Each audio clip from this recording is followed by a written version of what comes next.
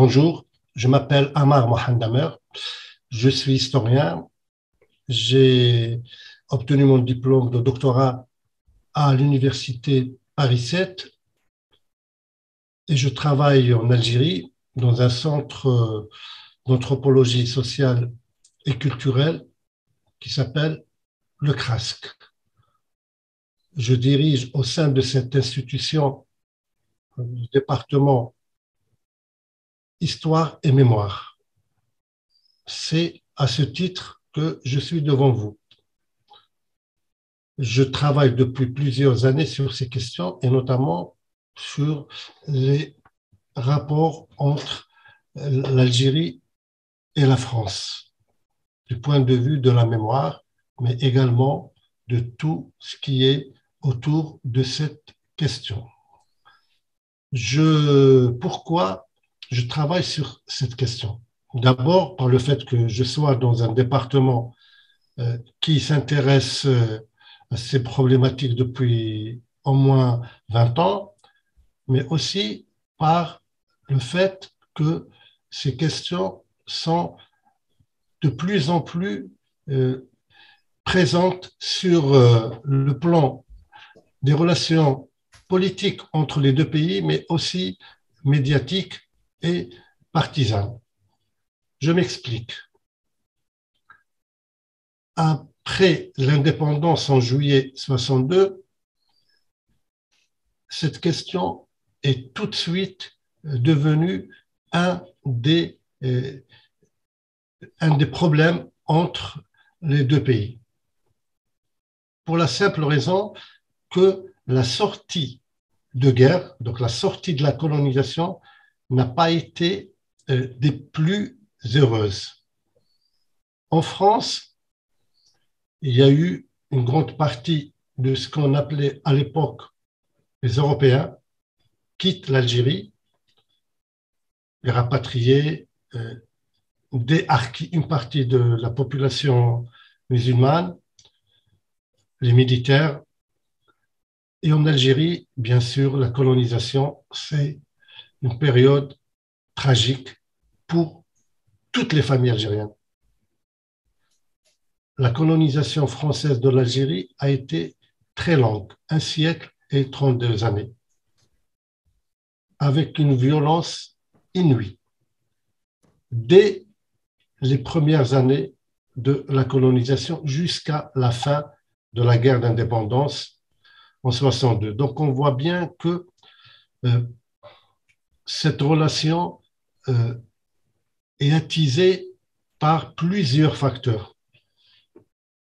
Et dans ce climat complexe, ce climat difficile, naissent à la fois des ressentiments, mais aussi, il faut le dire et le redire, des vraies volontés d'aller vers une sorte de, je ne dirais pas apaisement, parce que jusqu'à l'heure actuelle, il y a encore des personnes qui sont meurtries dans leur chair, mais je dirais vers une évolution constructive pardon, de cette histoire, notamment au niveau des jeunes qui n'ont pas,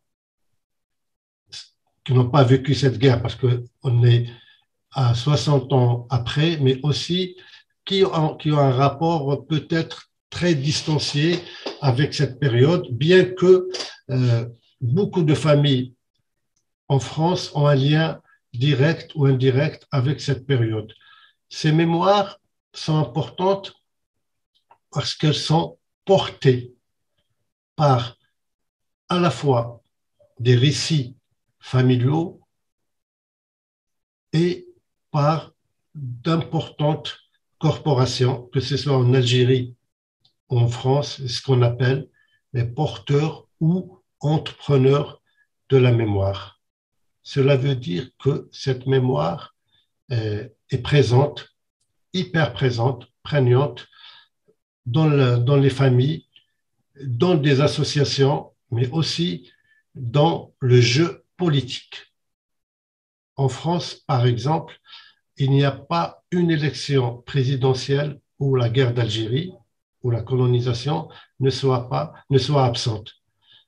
Parce que aujourd'hui, il y a des puissantes corporations qui défendent leur version, leur lecture de l'histoire, et cela influe sur la mémoire collective et sur les enjeux politiques. J'étais à Grasse la semaine dernière devant des lycéens pour parler précisément de cette histoire algéro-française ou franco-algérienne. Et ces lycéens voulaient savoir pourquoi on fait l'histoire, pourquoi on s'intéresse à l'histoire. Et ma collègue Sylvie Thénault, elle a expliqué qu'elle est arrivée à cette histoire, et notamment l'histoire franco-algérienne ou algéro-française, par le biais de la lutte contre la discrimination et le racisme. Elle, elle voulait être journaliste, mais son époque, dans les années 80, elle s'est beaucoup intéressée et, par rapport à ces questions de racisme, de discrimination, et elle a vu que, et c'est par cet angle, par cette voie, qu'elle elle a vu que c'était des questions interdépendantes. Donc, l'histoire, c'est aussi la lutte pour l'égalité. Donc, on voit bien qu'on arrive à l'histoire par plusieurs chemins. Moi, c'est autre chose. Comme beaucoup d'Algériens, je viens d'une famille qui a été touchée par la colonisation par plusieurs aspects. Mes grands-parents ont quitté leur région qui est la Kabylie, suite aux guerres, aux résistances du premier siècle de la colonisation et de la paupérisation, c'est-à-dire de l'appauvrissement de toute la région, toute une région qui s'est déplacée à 600 km. Donc déjà, on voit bien que il y a une histoire ancienne, et bien sûr, pendant la guerre, dans ma famille, on a perdu des personnes, hommes et femmes, et je suis né dans cette mémoire, mais ce qui m'a le plus, à mon avis, poussé, c'est des souvenirs. Quand j'étais petit, il y avait un monsieur, un jeune homme qui avait peut-être 25 ans, qui venait voir mon père dans son magasin et qui portait une sorte de abaya, c'est-à-dire une robe qu'on porte en été, mais le monsieur portait cette robe pour homme, toute l'année. Il marchait d'une façon bizarre.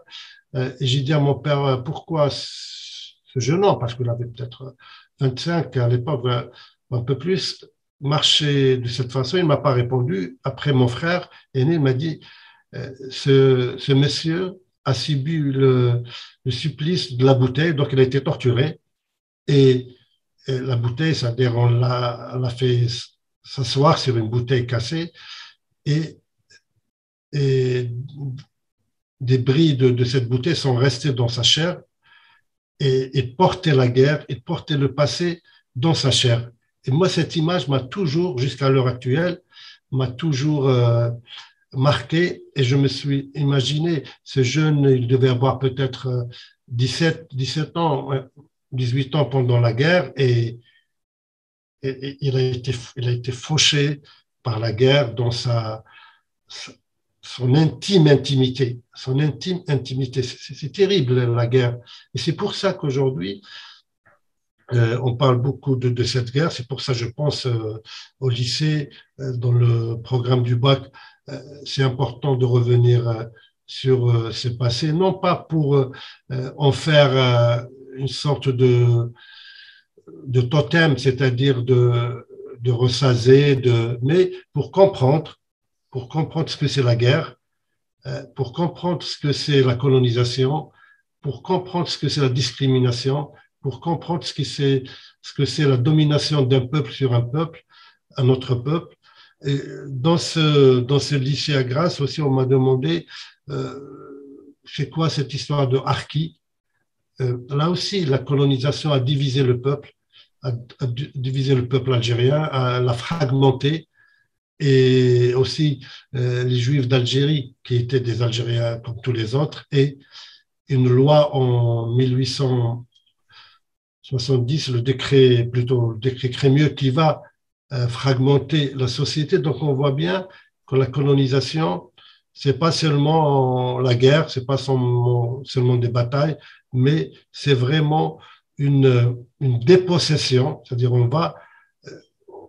va déposséder une société de tout ce qu'elle a de profond, de tout ce qu'elle a d'important. C'est pour ça, c'est toujours important, c'est toujours intéressant et pertinent de revenir aux questions de mémoire, de revenir aux questions d'histoire pour connaître, pour aussi avoir une conscience politique et aussi pour avoir une vision, un éclairage du passé. Le passé est toujours important, le passé est toujours utile.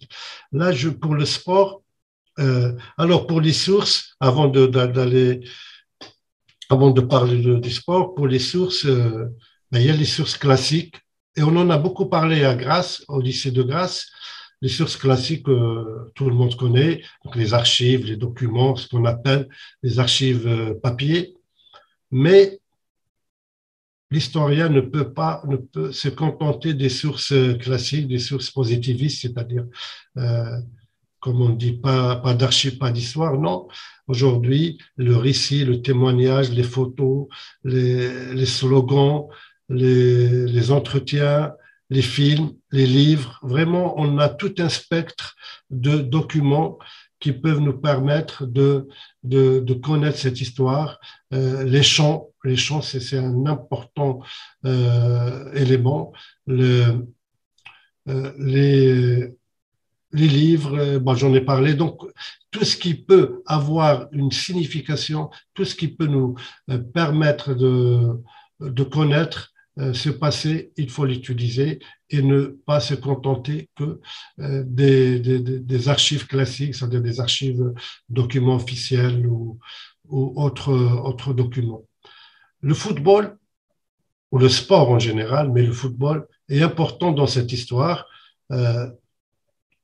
Il y a l'histoire de l'équipe du FLN, mais avant, il y avait beaucoup d'associations, beaucoup de clubs en Algérie qui font du football un ferment, un outil, un moyen, un instrument de lutte contre le colonialisme ou de lutte pour l'indépendance ou l'émancipation. Des clubs importants comme le Mouloudia d'Alger et d'autres. L'historien Stanislas Frankiel connaît très très bien cette histoire.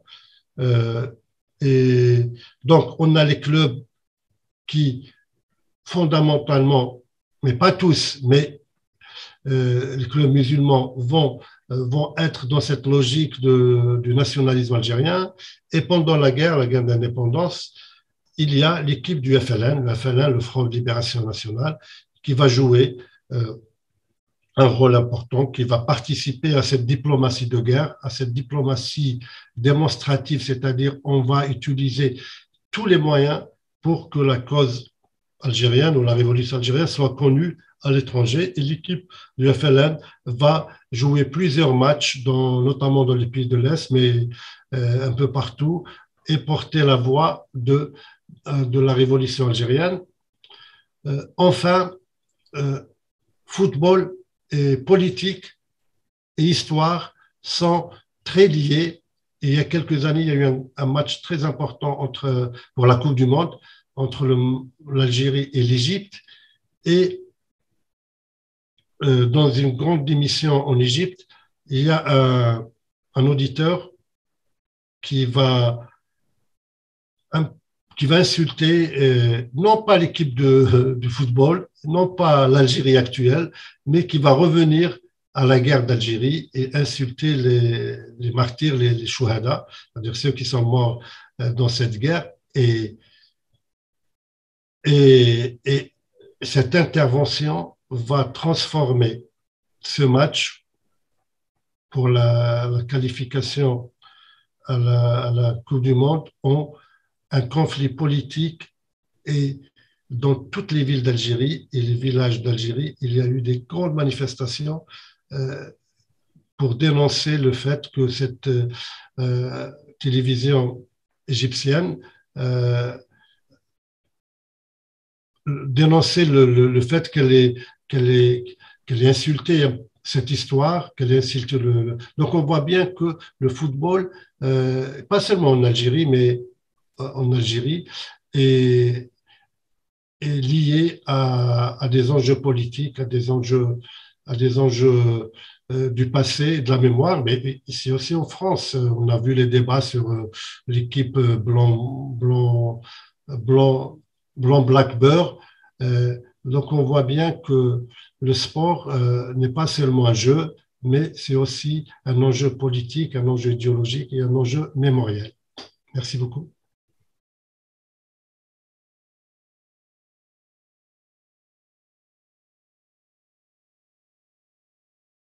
Partagez, commentez, abonnez-vous, car enseigner, c'est répéter.